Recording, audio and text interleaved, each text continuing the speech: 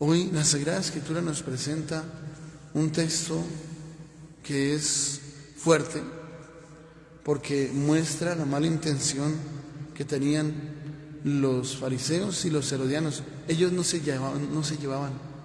Los fariseos iban por un lado, los herodianos iban por otro. Los fariseos apoyaban mucho que el culto en el templo se pudiera realizar y por eso pagaban lo que fuera para que eso no se les obstaculizara. Los herodianos, por su parte, eran más vendidos al Estado, al Imperio Romano que los estaba dominando, y estaban a favor de todo lo que tenía que ver con el imperio. O sea, estaban las dos posiciones, los que estaban a favor y los que estaban en contra del pago del impuesto. Ahí estaban los dos representados. Nunca se unían, pero para el mal sí se unieron. Y es interesante cómo se acercan adulando, ¿sí? Echando cepillo en el hombro, como decimos, pero con hipocresía, porque ellos sabemos bien que querían acabar con Jesús. Llegan a decirle: maestro, sabemos que eres sincero y que enseñas el camino de Dios conforme a la verdad, sin que te importe nadie, porque no te fijas en apariencias, ¿sí? Echándole flores de mentiras, ¿sí? Echándole flores de mentiras, porque primero que todo, si enseñan el camino de Dios conforme a la verdad, ¿por qué ellos no le siguieron? Nunca le siguieron, jamás. ¿Que eres sincero en eso? Claro que sí, muy sincero, y ahí se lo va a decir. Hipócritas, ¿es sincero? Efectivamente, muy sincero. Hipócritas, ¿por qué me tientan? Enséñame la moneda del impuesto. Y vemos que esa adulación no es buena. Ahí viene un primer elemento, una primera enseñanza para tener en cuenta. No es bueno adular a nadie. No es bueno, la adulación no es buena. No es bueno adular. Echarle flores y todo lo demás, eso no es bueno. Hay que tener mucho cuidado con quien adula. Hay que tener cuidado. Quien echa mucho cepillo, echa muchas flores, tenga cuidado.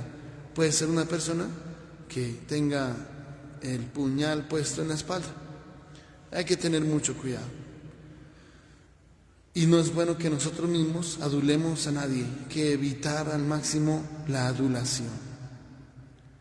Ahora, qué hermoso que en ese momento se manifiesta la sabiduría de Dios, porque definitivamente la inteligencia de Jesús es superior y es la sabiduría que Dios mismo tiene para mostrar una salida muy prudente, muy inteligente. Porque cuando le dice: enséñeme la moneda del impuesto, bien sabemos que el Imperio Romano, cuando invadió el pueblo de Israel, impuso su moneda, inclusive impuso todas sus costumbres, muchas cosas que los romanos tenían, y el pueblo de Israel corría el riesgo de que se les pegaran las costumbres de ellos. Hasta los mismos dioses de ellos los imponían. Pero llegaron a un acuerdo con los judíos para que ellos dieran un impuesto generoso con tal de que no les tocaran su religión, ¿sí? Y pues le convenía, al Imperio Romano le convenía. Pero empezando que no olvidemos que ellos mismos consideraban al emperador un dios. O sea, al emperador le echaban incienso como si fuera un dios, tal cual. Le echaban incienso como si fuera Dios y lo consideraban Dios, los romanos. Entonces, cuando él dice: enséñame la moneda del impuesto, y le dan un denario de las monedas que había impuesto el imperio, él les pregunta: ¿de quién son esa imagen y esta inscripción? Le responde: del César. Y él replica: pues den al César lo que es del César y a Dios lo que es de Dios. Primero que todo, mostrando que el César no es Dios. Eso es lo primero. Mostrar que el César no es Dios, que el emperador no es Dios, como si creían todos los romanos, y le quemaban incienso como si fuera un Dios. Dice, no, denle al César lo que es del César y a Dios, que no es el César, a Dios lo que es de Dios. Y ahí sale de una forma muy inteligente, muy sabia, sale bien librado. Porque ya no se está presentando como que es el que colabora con el imperio y acusarlo de eso. Y tampoco es el que se opone al imperio al decir que no le paguen los impuestos, ¿sí? Además, la moneda que estaban presentando tenía su problema en Israel, porque era un ídolo, así de sencillo. O sea, la imagen de un falso Dios, que es el emperador, porque él no es Dios. Entonces, ese era un ídolo, una imagen de un falso Dios. Y ver cómo ellos cargan esa imagen, o sea, hay idolatría ahí. Si los romanos no consideraran que él fuera un Dios, sería muy distinto. Pues en nuestras monedas muchas veces hemos visto la cara de Bolívar y sabemos que Bolívar no es Dios. Y no estamos incurriendo en ninguna idolatría, pero para los judíos en ese momento sí era la idolatría, porque los romanos consideraban que el emperador era Dios. O sea, ya había una situación ahí negativa. Pero claro, como les impusieron esa moneda, pues tenían que manejarse con esa moneda si querían hacer algún negocio. Tanto que tenían que llegar al templo y hacer el cambio de la moneda. El cambio de la moneda. O sea, por eso se necesitaban los cambistas. Porque esa moneda, el denario, no podían entrarla al templo. Y no se podía pagar el impuesto religioso, pues sus ofrendas, con esa moneda que tenía la cara de un falso dios, de un ídolo. Por eso tenían que, antes de entrar al templo, cambiar esas monedas. Por eso los cambistas en el templo. Y pues ya los que vendían los animales, porque antes era con los sacrificios de animales con los que se alcanzaba el perdón de los pecados. Ofreciendo sacrificios de animales se obtenía el perdón de los pecados. Por eso el cambio de la moneda será sumamente importante y totalmente necesario. Nadie podía entrar a esa moneda que era un ídolo, ¿sí?, con la figura de un falso dios, el César. Nadie podía entrarla al templo. Entonces viene el Señor a mostrarnos dos elementos. Primero que todo, nuestros deberes civiles y segundo, nuestros deberes religiosos. Tenemos derechos y deberes. Ahora, a nivel civil, pues evidentemente el impuesto, porque la pregunta es por el impuesto, ¿hay que pagarlo, sí o no? Den al César lo que es del César y a Dios lo que es de Dios. La moneda del impuesto hay que darla, ¿sí? Lo que es del César, al César. Entonces ahí entra ese elemento y es muy importante que lo entendamos. Nuestros deberes religiosos. El próximo domingo es necesario, es un deber, ir a votar. Porque dejamos que otros voten por nosotros y después no nos gusta, pero ¿por qué eligieron a tal? Pues porque usted no votó. Hay que ir a votar, es necesario. El abstencionismo no es bueno. Dejar que otros elijan por uno cosas que a uno no le gustan, no, pues tome protagonismo y vaya a votar. Y vote según Dios, con su conciencia pura, con su conciencia limpia. No se deje corromper, porque la corrupción va a llegar a todo lado. Más de 90 municipios están en alerta de violencia electoral.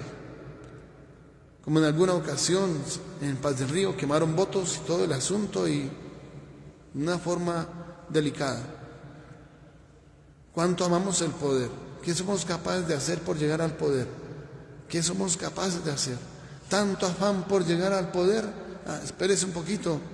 Cuando le dé cuentas a Dios, ¿qué? Dice la Sagrada Escritura que viene un juicio más riguroso, más estricto para los que mandan. Un juicio más duro, dice la Sagrada Escritura. Viene un juicio más duro para los que mandan, para los que tienen el poder, para los que gobiernan. Viene un juicio más estricto. Es algo parecido como los sacerdotes. Nuestro juicio va a ser más estricto, más duro, porque al que más se le da, más se le exigirá. Y si subimos al poder con malas intenciones, ¿sí?, con malas intenciones, con otros intereses de por medio, no servir a la comunidad, sino servir a su bolsillo, pobrecito, le va a dar cuentas a Dios. Y no es que le vaya muy bien, no es que le vaya muy bien, le vamos a dar cuentas a Dios. Y si tiene mala intención, no le va bien en el momento del juicio final. O sea, se puede quedar por fuera del reino de los cielos. Así de sencillo. Hay riesgo de condenación. Entonces, tanto amor al poder, espérese un poquito, eso trae cierta responsabilidad y trae un riesgo. Que si uno no hace las cosas bien, si uno está mirando es saber en dónde puede sacar una tajadita del ponqué para aumentar sus ganancias, y de forma ilícita coger cosas que no son, se cierran las puertas del cielo. Así de sencillo. Uno no debe coger ni una monedita de 50 pesos, que ahora son bien chiquitas, se le pierden en el bolsillo. Ni una moneda de 50 pesos nunca la debe coger. Si tenemos eso claro, bien. Y si no, pues ponemos en riesgo nuestra salvación a cambio de nada, porque ninguna cosa buena va a quedar de eso. Ahora, todos estamos invitados a ir a las urnas de votación y con sabiduría, según el camino de Dios, elegir a conciencia. No porque me ofrecieron tal puesto, me van a dar tal cosa, me van a pagar tanto, no. Esa conciencia. Porque conozco el candidato o la candidata y digo, esa persona es así. Porque sé con quién estoy hablando. ¿Sí? Si cuando niños jugábamos en la escuela y él hacía trampa, bueno, eso es para ponerle cuidado. Si él o ella hacía trampa, ya está conociendo a quién va a elegir. No se extrañe que haga lo mismo después. ¿Sí? Votar a conciencia. Y sobre todo, ir a votar. Tengo que ir a votar, hay que hacer. Es importante. Lo mismo que cuando nosotros pagamos todo lo que tiene que ver con todos los impuestos, ¿sí?, todos los tributos, todo eso hay que tenerlo al día. Que el impuesto del carro, que el impuesto de su casa, de la finca, todo al día. Eso es sumamente importante, eso no es negociable. ¿Será que sí? ¿Será que no? Eso no es negociable. Y es muy importante entrar en ese camino de vivir como los mejores ciudadanos en todo el sentido de la palabra. Mire cómo nos hemos mal acostumbrado, cómo se hicieron las escuelas, los colegios, los puestos de salud, cómo se hizo todo antes, cómo se arreglaban las calles y todo, los parques, con jornadas de trabajo. Hoy, si no nos pagan, no vamos. ¿Cuánto van a pagar? Si salimos adelante en alguna época y se hizo lo que se hizo, pues nosotros salimos adelante. Y es muy importante, y hay que pedirle al Señor esa sabiduría. Que si hay una jornada de embellecimiento, participar. Pero no porque nos van a pagar tanto, porque después nos van a dar tal cosa. No, en eso es muy importante pedirle al Señor sabiduría. Pedirle al Señor mucha sabiduría. Porque tenemos los deberes civiles. Dad al César lo que es de César. Ahora, es muy importante, a Dios lo que es de Dios. ¿Qué es lo que es de Dios? ¿Cuál es la cara que estaba en la moneda? Era la cara del César. La imagen que estaba ahí. ¿De quién son esta imagen y esta inscripción? Del César. Da al César lo que es del César. Ahora, en nosotros está la imagen de Dios. Fuimos creados a imagen y semejanza de Dios. O sea, en nosotros está la imagen de Dios, pero somos nosotros. Pues dad a Dios lo que es de Dios. Nosotros somos de Dios. Nosotros. Y es necesario darnos a Dios. ¿Cómo nos damos a Dios? ¿Cómo se hace esa ofrenda? Vivir en santidad. Vivir en santidad. Así de sencillo. Vivir en santidad.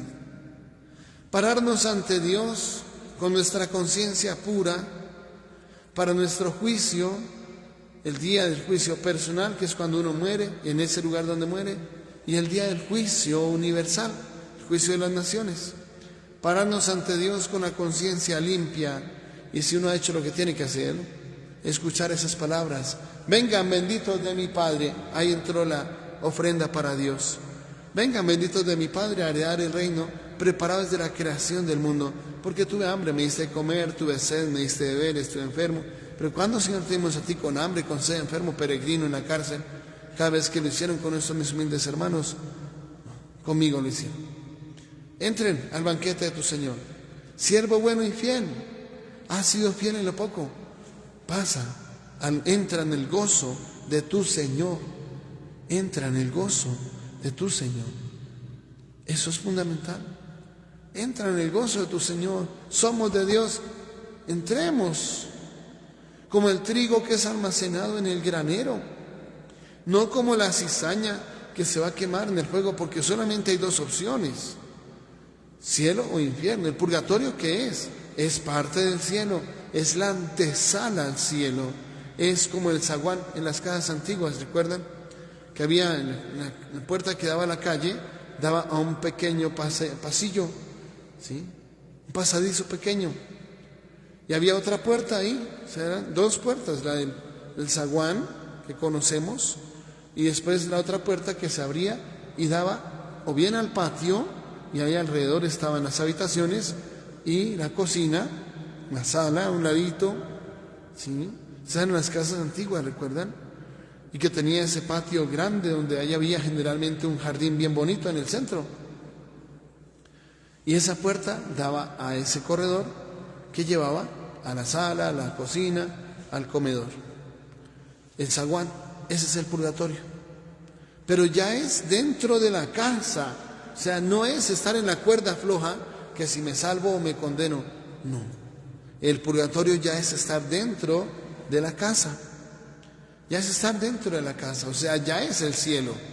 Solo que está en la preparación, en la purificación, porque, pues siendo sinceros, todos pecamos todos los días. ¿Quién de nosotros está a un nivel de santidad tan alto que no necesite purificarse por lo menos de las malas palabras, o de las groserías, o de las mentiritas piadosas? ¿Quién de nosotros puede entrar a contemplar el rostro de Dios de una? Siendo sinceros, nadie.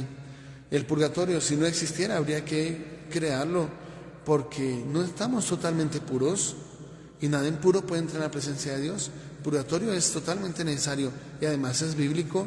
Por eso está en 2 Macabeos 12, y en ese texto donde Jesús dice: todo se les perdonará a los hombres, pero el que dice la Sagrada Escritura, blasfeme contra el Espíritu Santo, no se le perdonará ni en esta vida ni en la otra. El perdón en la otra, ¿qué es? Es el purgatorio. ¿Qué otra cosa puede ser? Porque ya el entrar al cielo o quedarse por fuera, eso es definitivo. Pero si habla de un perdón en la otra vida, es una posibilidad de entrar al cielo, y eso se llama purgatorio.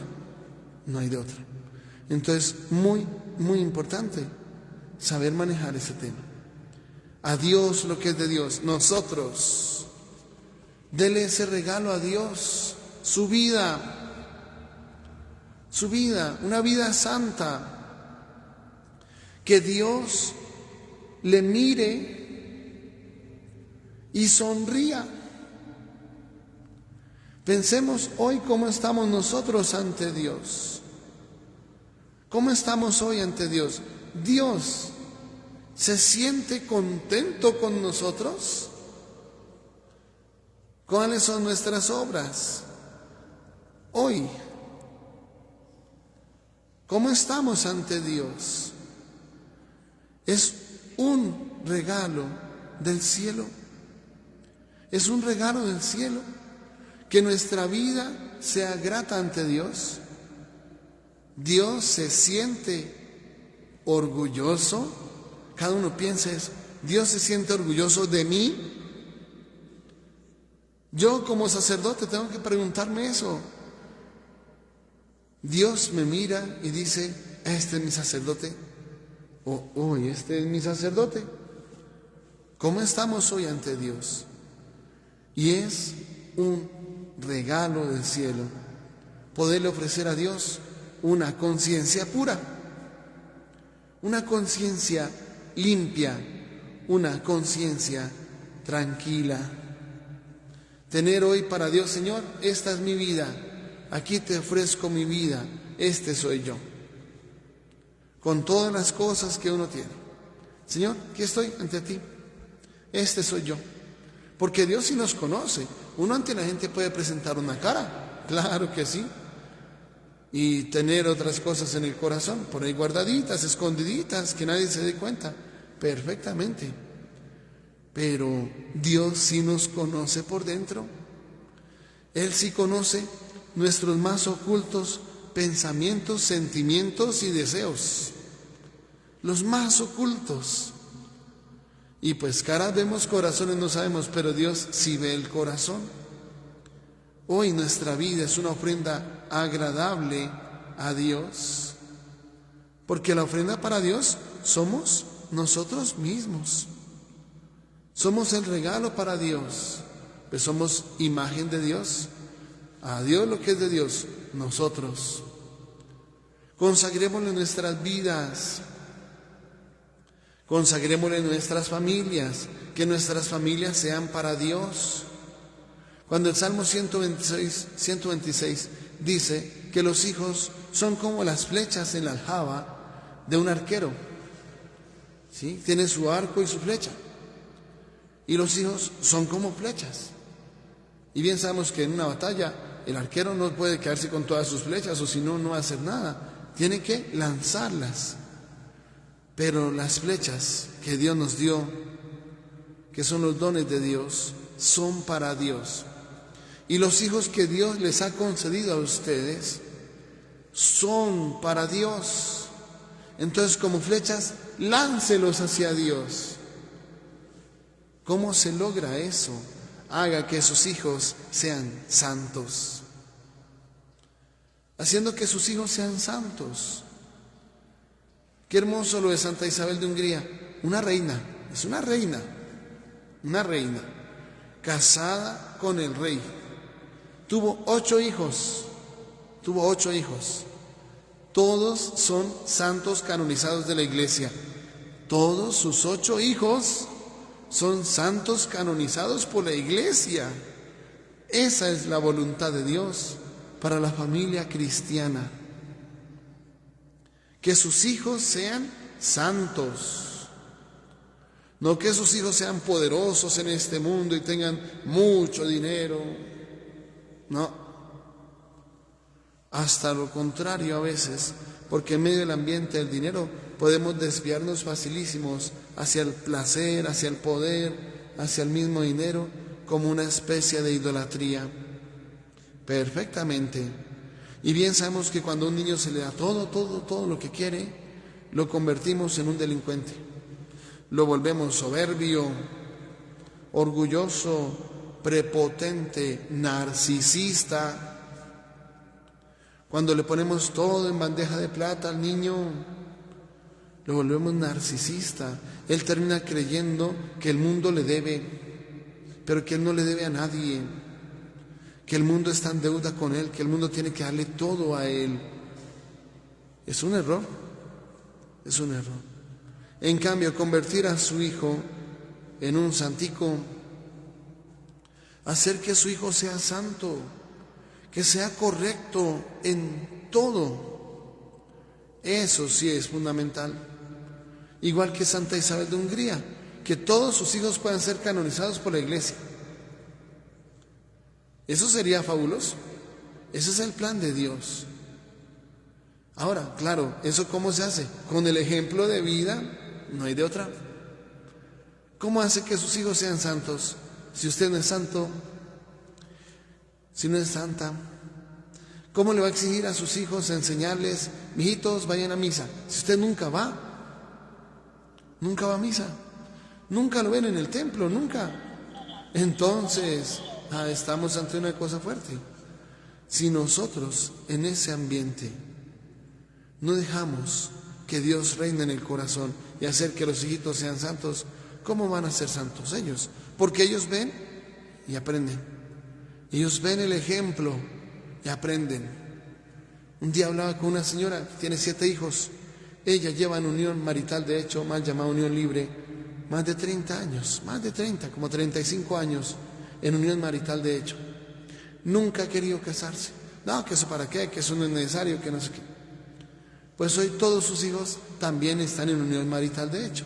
Todos sus hijos, igual que ella, están en unión libre. Todos los 7, todos. ¿Cómo les va a decir ella a ellos, mijitos, bueno, ¿cuándo van a arreglar su vida? ¿Cuándo se van a poner en gracia de Dios? Mijitos, esto no está bien. ¿Cómo? ¿Cómo les exige? ¿Con qué cara les va a decir algo? Si lleva ella misma enseñándoles a ellos 35 años todos los días, muy devotamente, ¿para qué casarse? Por eso el camino de la santidad es con el ejemplo. Así enseña a sus hijos a ser santos, con el ejemplo. Yo aprendí en mi casa a vivir el Santo Rosario porque siempre en la casa se rezaba todos los días el Santo Rosario. El cariño al Santo Rosario, ¿de dónde brota? Pues de ahí. ¿O es que el niño cuando salga a la universidad va a cogerle cariño ahora sí al Santo Rosario porque el muchacho llegó a la universidad? Más aún, si no lleva bases firmes en su fe, en esa universidad le tumban su fe. ¿Por qué ha pasado? Una señora me decía, padre, esta hija mía cuando estaba en el colegio, muy bien, y con nosotros iba a misa todos los días, estábamos yendo a misa, y ella participaba al menos los domingos, y entró a una universidad X, se escribió por allá en no sé qué movimiento bolivariano, revolucionario, no sé qué cosas, y ahora tiene todas las ideas de que Dios no existe, de que para qué me obligan a ir a misa, que yo por qué tengo que ir a misa. 6 meses no más, 6 meses en esa universidad y ya le tumbaron toda su fe. Y antes cuestiona pero ¿por qué me obligan a ir a misa? ¿Por qué me obligan a mí? Antes. Todo eso está pasando en nuestro mundo y tenemos que tener cuidado. ¿Sí? Tenemos que tener mucho cuidado y pedirle al Señor siempre esa sabiduría. A Dios lo que es de Dios, familias en el corazón de Dios. Esa es tarea nuestra todos los días. Que nuestra Madre del Cielo nos ayude en este proceso, así sea. Vamos a recibir la bendición. El Señor esté con ustedes. La bendición de Dios Todopoderoso, Padre, Hijo y Espíritu Santo, descienda sobre ustedes, sus familias, y permanezca para siempre. Amén. La alegría del Señor es nuestra fuerza. Pueden ir en paz. Demos gracias a Dios. Feliz día, feliz semana para todos. Que Dios les siga bendiciendo.